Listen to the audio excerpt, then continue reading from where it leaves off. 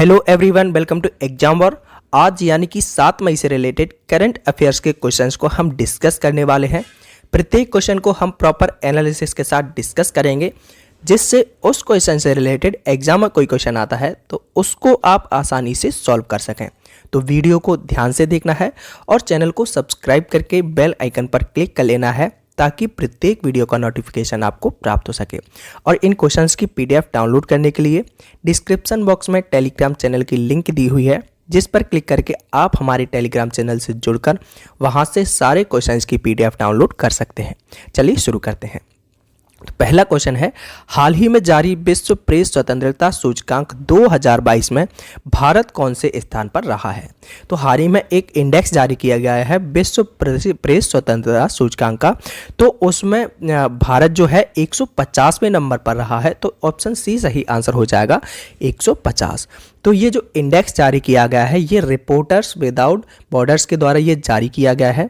और यह इंडेक्स जो है ये टोटल 180 देशों और क्षेत्रों में पत्रकारिता की स्थिति का आकलन करता है, जिसमें भारत की स्थिति 150 रही है। टोटल 180 देशों में भारत 150वें नंबर पर रहा है। आपको याद रखना है विश्व प्रेस स्वतंत्रता सूचकांक 2022 में। नेक्स्ट है, हाल ही में किस राज्य सरकार ने नीरज चोपड़ा के गृह नगर में स्टेडियम बनाने की घोषणा की है? तो सबसे पहले आप बताइए, जो नीरज चोपड़ा जी हैं जिन्होंने ओलंपिक में स्वर्ण पदक जीता था, इनका गृह नगर कहाँ पर है? तो इनका गृह नगर है पानीपत के अंदर। और पानीपत कहाँ पर है? पानीपत है हरियाणा स्टेट के अंदर एक सिटी है।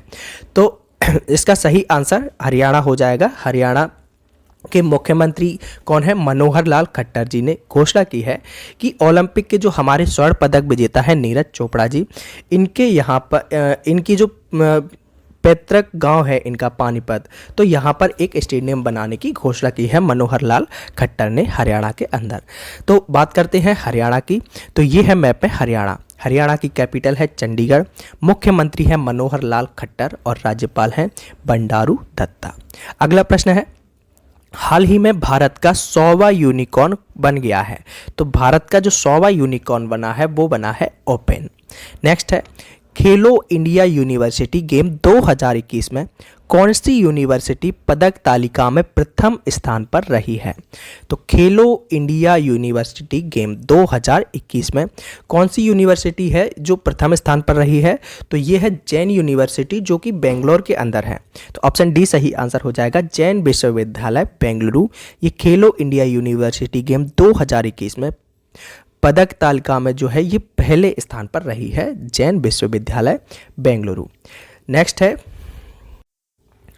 हाल ही में केंद्रीय गृह मंत्री अमित शाह ने किस शहर में नेशनल इंटेलिजेंस ग्रिड परिसर का उद्घाटन किया है? तो हमारे जो केंद्रीय गृह मंत्री अमित शाह हैं, इन्होंने किस शहर में नेशनल इंटेलिजेंस ग्रिड परिसर का उद्घाटन किया है? तो ये किया है इन्होंने बेंगलोर के अंदर। ऑप्शन सी सही आंसर हो जाएगा, बेंगलोर। अब ये जो नेशनल इंटेलिजेंस ग्रिड परिसर है, ये होता क्या है? तो आपको बता दूं, नेशनल इंटेलिजेंस ग्रिड जो है ये आतंकवादी गतिविधियों को रोकने के लिए एक कार्यक्रम है, नेशनल इंटेलिजेंस ग्रिड। तो इसी के लिए एक परिसर का उद्घाटन किया है बेंगलोर के अंदर हमारे गृह मंत्री अमित शाह जी के द्वारा। नेक्स्ट है, हाल ही में किस राज्य सरकार के द्वारा एक विशेष ऋण योजना जीवला शुरू की गई है? जीवला एक योजना है, ये किस राज्य में चलाई गई है? तो ये चलाई गई है महाराष्ट्र राज्य के अंदर। ऑप्शन बी सही आंसर हो जाएगा, महाराष्ट्र।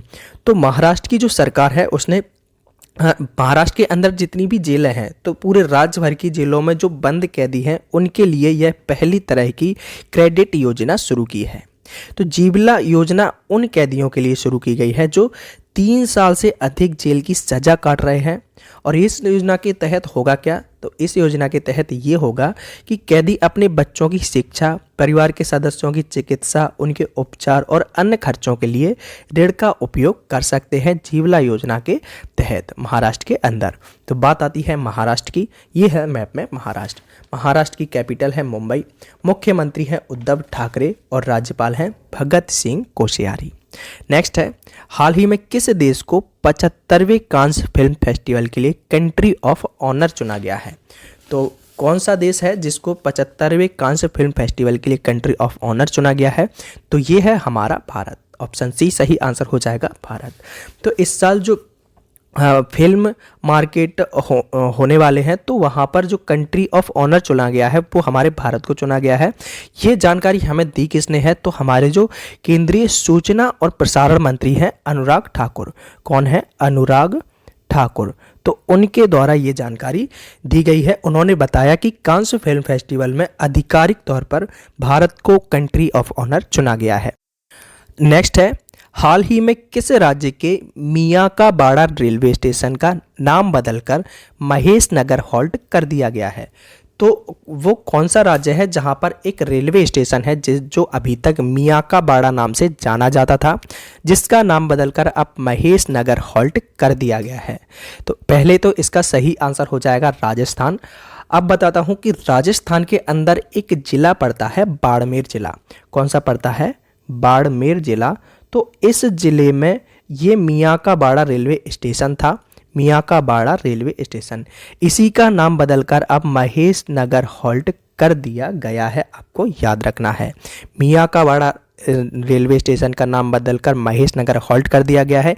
ये जो स्टेशन है बाड़मेर के अंदर है, बाड़मेर राजस्थान का एक जिला है। इतनी चीज़ें आपको याद रखनी है। तो ये है मैप में राजस्थान। राजस्थान की कैपिटल है जयपुर। मुख्यमंत्री हैं अशोक गहलोत और राज्यपाल हैं कलराज मिश्र।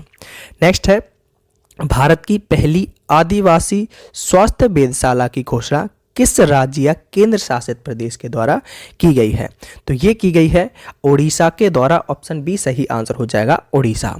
तो ओडिशा राज्य की सरकार ने उड़ीसा राज्य सरकार के जो SC/ST विभाग है, तो उसने आदिवासी स्वास्थ्य वेधशाला स्थापित करने के लिए क्षेत्रीय चिकित्सा अनुसंधान केंद्र के साथ एक समझौता ज्ञापन पर हस्ताक्षर किया है। तो बात करते हैं उड़ीसा की। तो उड़ीसा जिसकी कैपिटल है भुवनेश्वर, मुख्यमंत्री हैं नवीन पटनायक और राज्यपाल कौन है? तो राज्यपाल हैं गणेशी लाल, आपको याद रखना है।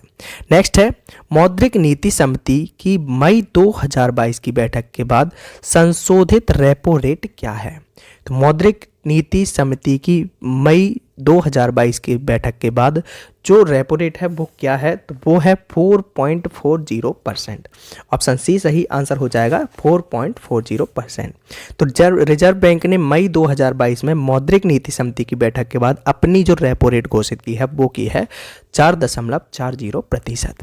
नेक्स्ट है, भारत का पहला फ्लो केमिस्ट टेक्नोलॉजी हब किस शहर में स्थापित किया गया है? तो भारत का जो पहला फ्लो केमिस्ट्री टेक्नोलॉजी हब है वो कहाँ पर स्थापित किया गया है? तो ये किया गया है हैदराबाद के अंदर। ऑप्शन सी सही आंसर हो जाएगा, हैदराबाद। तो हैदराबाद में doctor Reddy's institute of life science में स्थापित किया गया है ये भारत का पहला flow chemistry technology hub. Next है, किस मंत्रालय ने राष्ट्रीय पाठ्यक्रम की रूपरेखा की चर्चा के लिए जनादेश दस्तावेज लॉन्च किया है? तो वो कौन सा मंत्रालय है जिसने राष्ट्रीय पाठ्यक्रम की रूपरेखा की चर्चा के लिए जनादेश दस्तावेज लॉन्च किया है? तो ये है हमारा शिक्षा मंत्रालय। ऑप्शन ए सही आंसर हो जाएगा, शिक्षा मंत्रालय। तो अगर आपसे पूछा जाए कि हमारे जो शिक्षा मंत्री हैं, केंद्रीय शिक्षा मंत्री, वो कौन है? तो वो है, यहाँ पर आपको बता दूं, धर्मेंद्र प्रधान। कौन है? धर्मेंद्र प्रधान। और अब वीडियो के अंत में आज का क्वेश्चन ऑफ द डे, जिसका आंसर आपको कमेंट बॉक्स में देना है। तो आज का क्वेश्चन है, हाल ही में अमेजन के नए CEO के रूप में किसे नियुक्त किया गया है? आपके ऑप्शन है एंडी जेसी, फिलिप गोजोन, सी विजय कुमार या फिर जूली स्वीट। इसका आंसर आपको कमेंट बॉक्स में देना है और हो सके तो आपको क्वेश्चन के बारे में डिटेल में लिखना है, क्योंकि जिस क्वेश्चन के बारे में आप क्वेश्चन का एनालिसिस करते हो, उसके बारे में डिटेल में लिखते हो, वो आपको हमेशा के लिए याद हो जाता है। तो ये थे आज के कुछ इंपॉर्टेंट क्वेश्चंस। इन क्वेश्चंस की PDF डाउनलोड करने के लिए डिस्क्रिप्शन बॉक्स में टेलीग्राम चैनल की लिंक दी हुई है, जिस पर क्लिक करके आप हमारे टेलीग्राम चैनल से जुड़कर वहां से सारे क्वेश्चंस की PDF डाउनलोड कर सकते हैं। अगर वीडियो अच्छा लगा है तो वीडियो को लाइक एंड शेयर कीजिए। चैनल को अभी तक सब्सक्राइब नहीं किया है तो चैनल को सब्सक्राइब करके बेल आइकन पर क्लिक कर लीजिए, ताकि प्रत्येक वीडियो का नोटिफिकेशन आपको प्राप्त हो सके।